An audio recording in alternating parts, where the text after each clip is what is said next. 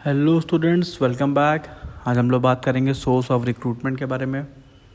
तो रिक्रूटमेंट का वीडियो आप लोग ने देख ही लिया होगा, आपको समझ में आ गया होगा रिक्रूटमेंट क्या होता है। एक तरीके का ऑफ़र होता है जो कंपनी आपको अट्रैक्ट करती है कि आप आओ और हमारे जॉब के लिए अप्लाई करो। तो ये हो गया रिक्रूटमेंट। आपने लास्ट वीडियो नहीं देखा है तो देख लीजिए ताकि आपको समझ में आए रिक्रूटमेंट क्या होता है, तो सोर्स समझने में और ईजी हो जाएगा। तो रिक्रूटमेंट बेसिकली दो तरीके के होते हैं, इंटरनल सोर्स और एक्सटर्नल सोर्स। तो ये वीडियो हमारा इंटरनल सोर्स पे बेस्ड है, इसके बाद वाला वीडियो एक्सटर्नल सोर्स पे आपको मिल जाएगा। तो इंटरनल में देखते हैं क्या क्या है इंटरनल सोर्स ऑफ रिक्रूटमेंट में। प्रमोशन। तो सबसे पहला काम क्या है, इंटरनल का मतलब क्या हो गया कि बाहर से लोगों को नहीं रखना, ठीक है। आपको अंदर से जॉब, अंदर से ही मतलब कंपनी के जो लोग वर्क कर रहे हैं उनके थ्रू ही आपने लोगों की व्यवस्था कर दी, ठीक है। मतलब बाहर के लोगों को आपको बोलना नहीं पड़ा, जो आपके कंपनी में लोग पहले से ही हैं या फिर पहले ही काम कर चुके हैं, ऐसे लोग जिनको आप जानते हैं, ठीक है, तो वो सब इंटरनल में आएंगे और वो लोग ने आपके लिए अरेंजमेंट कर दिया एम्प्लॉयज़ की, तो उसको हम इंटरनल सोर्स ऑफ रिक्रूटमेंट कहेंगे। तो पहला देखिए प्रमोशन है, सबसे आसान। इसमें होता क्या है, आपकी जो जॉब होती है वो आपको हायर पोस्ट पे आप शिफ्ट हो जाते हो, आपकी सैलरी बढ़ जाती है, रिस्पॉन्सिबिलिटी बढ़ जाती है। और जो ऊपर वाला पोस्ट जिसमें जैसे कोई एग्जीक्यूटिव लेवल पे कोई काम कर रहा है छोटे लेवल पे, अब उसको मैनेजर लेवल पे जाना है, तो अब क्या होगा, कंपनी क्या करेगी, उसको मैनेजर लेवल पे ट्रांसफ़र कर देगी। अब जो एग्जीक्यूटिव वाला खाली हुआ, अब उसके लिए बाहर से एक्सटर्नल रिक्रूटमेंट कर लेगी, ठीक है। लेकिन यहाँ पे अगर पूछा जाए इंटरनल रिक्रूटमेंट किसका हुआ है, तो आप बताओगे मैनेजर वाले पोस्ट का इंटरनल रिक्रूटमेंट हुआ है, ठीक है। क्योंकि यहाँ पे आपको जो मैनेजर है वो आपने प्रमोट करके उसको जॉब पे रख लिया, तो उसको हम बोलते हैं प्रमोशन। तो पढ़ते हैं क्या है, promotion means shifting an employee from a lower job to a higher job involving increase in pay, status and responsibility. तो लोअर जॉब से जब आपको हायर जॉब पे शिफ्ट किया जाए और आपकी सैलरी बढ़ा दी जाए, आपका स्टेटस बढ़ा दिया जाए और आपकी रिस्पॉन्सिबिलिटी बढ़ा दी जाए, तो इसका मतलब क्या होता है कि आपका प्रमोशन हो गया, ठीक है।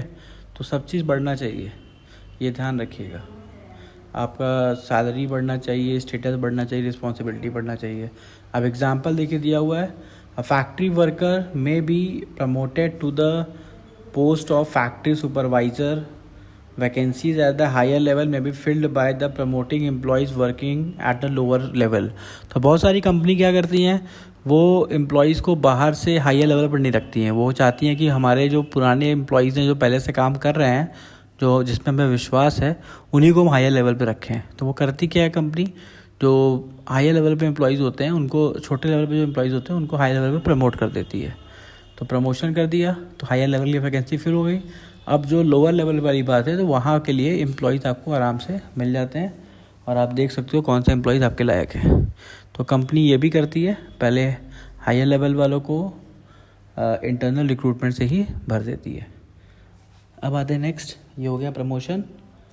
अब आते हैं ट्रांसफ़र। अब देखिए ट्रांसफ़र में क्या होता है, transfer means shifting an employee from one job to another similar job without increasing in pay, status and responsibility. तो देखिए ये कीवर्ड ज़रूर याद रखिएगा, पे, स्टेटस एंड रिस्पॉन्सिबिलिटी। ये प्रमोशन में भी यूज़ हुआ था, अब फिर से यूज़ कर रहा है।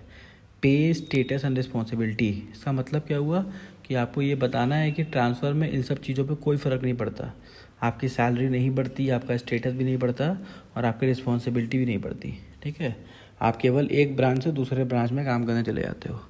तो देखिए यहाँ पे क्या, job vacancy in one factory branch में fill through the transfer of plus staff from the one factory to another. मतलब एक फैक्ट्री में ज़्यादा एम्प्लॉयज़ हो गए हैं, तो हमने क्या किया, कुछ एम्प्लॉयज़ को उठाया और ट्रांसफ़र कर दिया दूसरी फैक्ट्री में।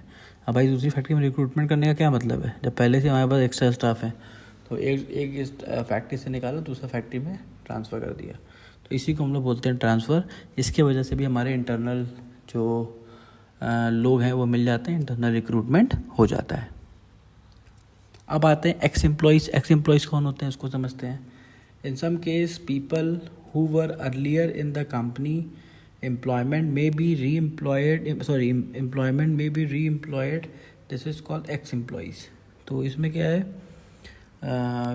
कोई भी ऐसा एम्प्लॉय जो पहले से ही हमारे ऑर्गेनाइजेशन में काम कर रहा था फिर छोड़ के चला गया, तो हमारा एक्स एम्प्लॉय हो गया, ठीक है। तो पहले एक्स एम्प्लॉय समझ गए कि एक ऐसा एम्प्लॉय जो हमारे यहाँ वर्क करता था छोड़ के चला गया।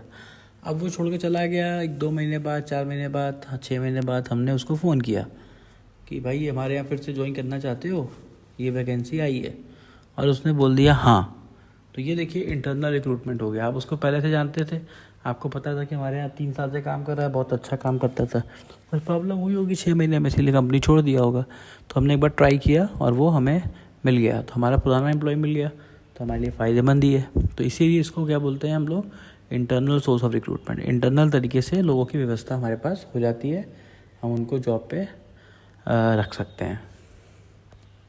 अब रिकमेंडेशन बाय एम्प्लॉइज़, ये बड़ा इंपॉर्टेंट है, ये भी आपको बहुत सारी कंपनीज़ में मिलेगा।